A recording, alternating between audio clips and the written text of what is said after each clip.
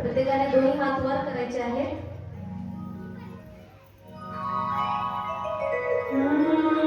हर हर महादेव, हर हर महादेव, हर हर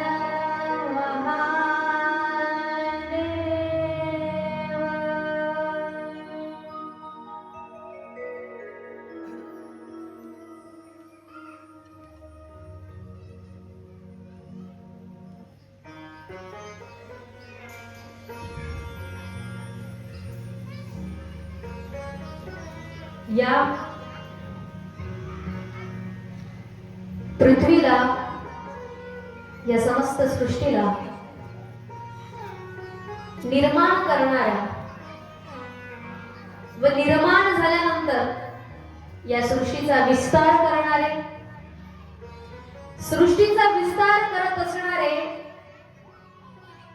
आद्य भगवंत श्री विष्णू, आणि ज्या ज्या वेळेला या सृष्टीचा संहार करण्याची गरज पडली त्या वेळेला जो अजन्म आहे, कुठलाही ग्रंथ, कुठलाही शास्त्र, कुठलाही पुराण सांगू शकलेलं नाही की त्याचे आई कोण, वडील कोण, त्याचा परिवार काय, म्हणून त्याला काय म्हटलेलं आहे? अजन्मा. ज्याचा कधी जन्मच झाला नाही आणि ज्याला कधी मृत्यू सुद्धा नाही, अशा असणाऱ्या अजन्म परमेश्वर असणारे उमापती अर्धनारेश्वर, ज्याचे अनेक नाव आहेत, अनेक नाव आहेत, पण मुख्य नाव म्हणजे शिव, असे असणारे महादेव परमात्मा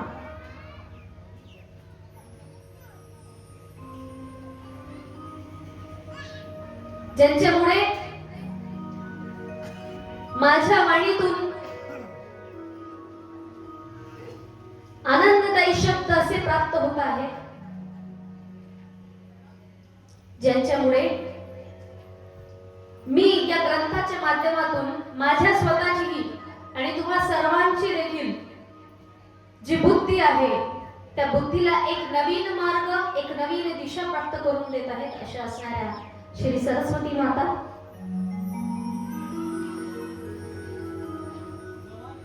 प्रत्येक कार्याच्या प्रारंभी कुठलेही विघ्न नको यायला किंवा ते पूर्णपणे पार व्हायला, म्हणून असे अधिष्ठात्रे प्रथम पूजनीय असणारे श्री गणेश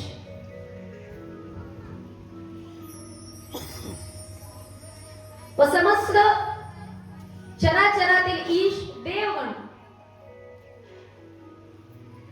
प्रत्येकाने स्वतःच्या स्वार्थानुसार, स्वतःच्या कर्तव्यानुसार, स्वतःच्या कर्तृत्वानुसार अनेक देवांना नावं दिली.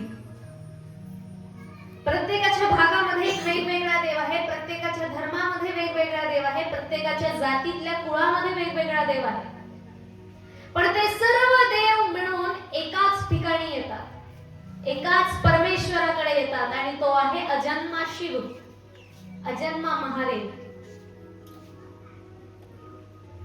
आणि या महादेवांच्या सानिध्यामध्ये आपणा सर्वांना जायचं आहे,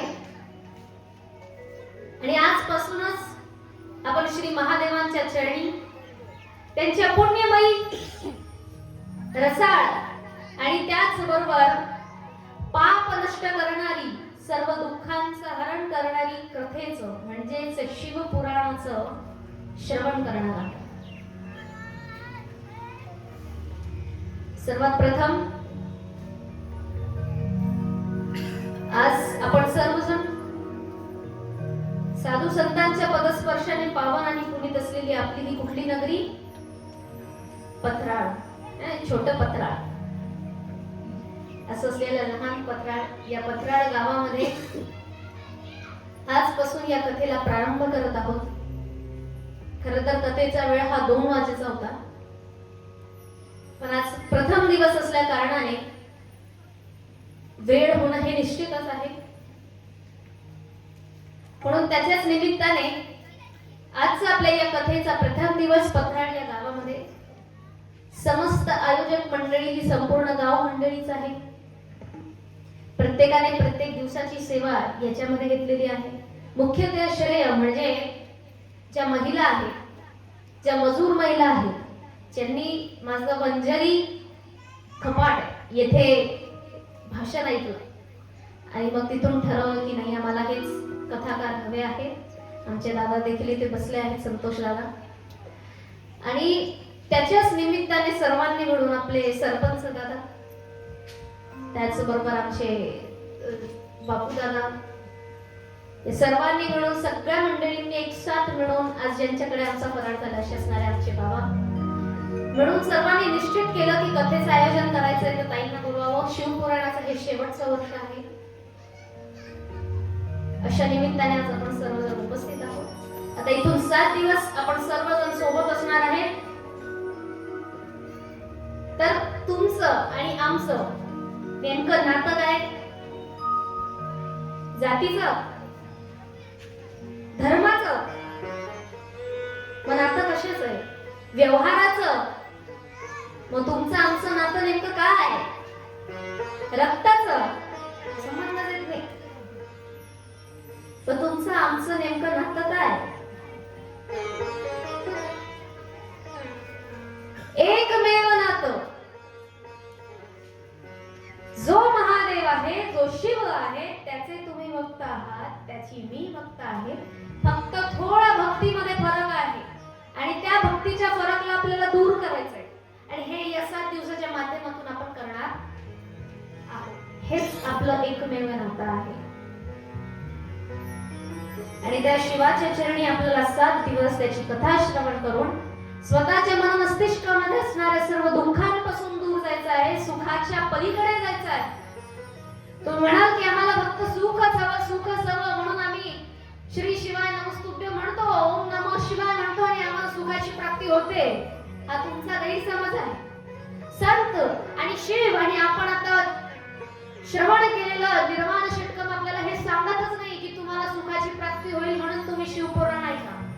तुम्ही म्हणाल माझ्या मुलाची नोकरी लागत नाहीये, माझ्या मुलाला चांगली बायको भेटत नाहीये, आमच्या घरामध्ये पैशांची थोडी समस्या चालू आहे, आमच्या इथे हे दुःख चालू आहे, ते दुःख चाललेलं आहे, म्हणून सुखाच्या प्राप्ती करता आम्ही शिवपुराण कथा ऐकायला जातो, तर नक्कीच आमच्या दुःखाचं हरण होईल. शिवपुराण का आयोजित करावं आणि शिवपुराण का श्रवण करावं, आज आपण शिवपुराणाच्या आयोजनाच्या माध्यमातून, याच शिवपुराणाच्या माध्यमातून ऐकत आहोत. तत्पूर्वी 7 दिवस आपल्या सोबत जे कथेला आपल्याला साथ देणार आहेत, इथे उपस्थित असणारे आमचे श्री गायनाचार्यजी दादा म्हणजेच आमचे भगीरथजी दादा जे इथे उपस्थित आहेत, त्यांचं सर्वात प्रथम आपण स्वागत करूया. त्याचबरोबर इथे असणारे तबला वादक आमचे महेंद्र दादा, त्यांचं देखील आपण स्वागत करूया. त्याचबरोबर ऑक्टोपॅड साठी आपल्याला जे साथ देणार आहे, खरोखर शिव हे कला स्वरूपामध्ये इथे उत्पन्न होतील किंवा प्राकट्य होईल. कलेला एवढं महात्म्य आहे आणि जी कला आहे, कलेचा देवता सुद्धा नटराज यांनाच मानला जातो. त्याचबरोबर ऑक्टोपॅड इथे असणारे आमचे दादा विकास दादा, त्यांचे देखील आपण मिळून सर्व स्वागत करूया. व आता आपल्या कथेला सुरुवात करूया. मध्ये मध्ये आपण महादेवांचा जयघोष घेत राहू. कुणीही झोपायला नको, कुणाचेही डोळे लागायला नको. लागलेच मध्ये डोळे तर बाजूच्याने त्याला उठवायचंय. ताई उठा ना, जरा जाऊन या डोळ्यावर पाणी गिनी मागण्या, असं त्या व्यक्तीला तुम्ही बोलायचं आहे. इथे आपल्याला पुण्याचं काम करायचं आहे. तुम्ही एक भाग ऐकून घ्यायचा, माय मी एक कथाचा भाग ऐकून घेते, हिचं जाऊ देते, हिचं एक पाप कमी नाही होणार, असं करायचं नसतं. सगळ्यांना जो सोबत घेऊन चालतो तो शिवाचा भक्त. एखाद्याला मागे सोडेल आणि एखादा पुढे गेला तर त्याला फरक नाही पडणार, पण तो जो त्याच्या बरोबरीने त्यालाही नेईल पुढे, त्याला म्हटलं जातं शिवभक्त. म्हणून पुन्हा जयघोष करूया. हर हर हर हर हर हर. माझ्या कथेचं असं आहे की मी हर हर महादेव असं का घेते ना, की छत्रपती शिवाजी महाराज अशाच पद्धतीने जयघोष करायचे. म्हणून मला थोडस हर हर महादेव अशाच पद्धतीने आवडतं. आता ज्या शिवपुराणाचा आपण महात्म्य ऐकतो आहे त्या कथेला उद्यापासून सुरुवात 2 वाजेचीच. आजूबाजूच्या परिचितांना ज्यांना कुणालाही माहित नाही, आज जो कुठे मजुरीला मोलमजुरीला गेलेला असेल, कुठे शेताच्या कामाने गेला असेल, कुठे बाहेर गावी गेलेला असेल, पण त्याला ऐकण्याची इच्छा असेल किंवा तुम्हाला वाटत असेल की तुझ्या कानावरती हे 2 शब्द पडले पाहिजे, अशा व्यक्तीला आजच संध्याकाळी फोन करायचा आणि सांगायचं कथेला सुरुवात झाली, 2 वाजेला कटकट यायचा आणि बसायचं. हे प्रत्येकापर्यंत संदेश पोहोचवायचा. टाइमावरती 2 ला सुरू होणार, 5 ला संपणार. कथेमध्ये रंगत आली तर ती आणखी वाढणार. तो प्रश्न वेगळा. बरं असं का आपण हरिपाठ करतो? वर्षानुवर्ष झाले आपण हरिपाठ करत आलो आहोत, शतकानुशतक झाले हरिपाठ करत आलो आहोत. पण त्या हरिपाठांमध्ये काय नेमकं म्हटलेलं आहे ज्ञानोबारायांनी आपण कधी विचार करतो का? काय म्हटले ज्ञानोबारायांनी? योग याग विधी येणे नोहे सिद्धी, वायाची उपाधी दंभ धर्म. योग याग विधी. कोणता योग करणार आहे तुम्ही? तुमच्यामध्ये आहे का शक्ती दिवसेंदिवस एका ठिकाणी बसून योग करण्याची क्षमता आहे? नाही. आपलं शरीर सुद्धा आपल्याला साथ देणार नाही आणि आपला संसार सुद्धा आपल्याला साथ देणार नाही योग करण्यामध्ये. काही ना काही कामं लागलेलेच राहणार. मग योग आपण करू शकत नाही. योग याग. याग म्हणजे यज्ञ. कोणता यज्ञ करावा? अगोदरच्या काळामध्ये ज्ञान यज्ञ व्हायचे. शिवपुराणात सुद्धा कोणत्या यज्ञाचं वर्णन केलेलं आहे? ज्ञान यज्ञाचं वर्णन केलेलं आहे. पण लोकांनी विपरीत यज्ञ करायला सुरुवात करून दिली. एक वेगळी परंपरा आली. आम्ही होम हवन यज्ञ करणार, आम्ही तिच्यात गाईचं दूध टाकणार, आम्ही हे सर्व पद्धती करणार. पण हे आपण काय करतोय? हे वरवर करतोय. मग याला यज्ञ म्हटलं जातो का? नाही. सनातन धर्मात आणि शास्त्रांमध्ये यज्ञ वेगळाच म्हटलेला आहे. यज्ञ ज्ञान यज्ञ म्हटलेला आहे.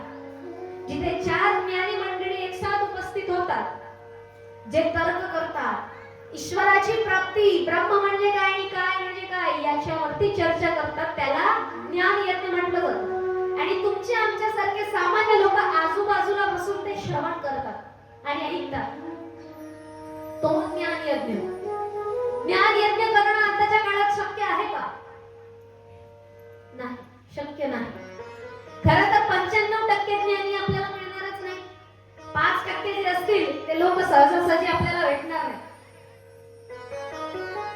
मग ज्ञान यज्ञ आपल्याला शक्य नाही. साधारण यज्ञाला सुद्धा खूप आपल्याला क्रिया उपस्थित कराव्या लागतात. ही वस्तू लागेल, ती वस्तू लागेल, एखादी गोष्ट राहून मोजायला.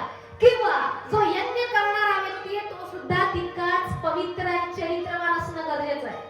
नाहीतर तुम्ही केलेल्या होम हवन यज्ञाला सुद्धा अर्थ राहत नाही. जशी दैनंदिन आपली दिनचर्या चालते तसंच मग तो होम हवन यज्ञ होऊन जातो, त्याला अर्थ उरत नाही. यज्ञ करणारा सुद्धा तितका पवित्र आणि तितका चरित्रवान लागतो. मग योग याग विधी. कोणती विधी करणार? आताच होऊन असं गेलेलं आहे. बरोबर, आतापासूनच नाही सांगते मी तुम्हाला.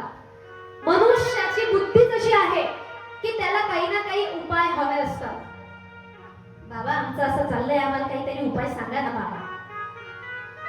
महाराज आमचं असं वाटोळं झालंय, आम्हाला काहीतरी उपाय सांगा ना महाराज. आमचं इतकं नुकसान झालंय, आमचं तितकं नुकसान झालंय, आम्हाला काहीतरी विधी सांगा.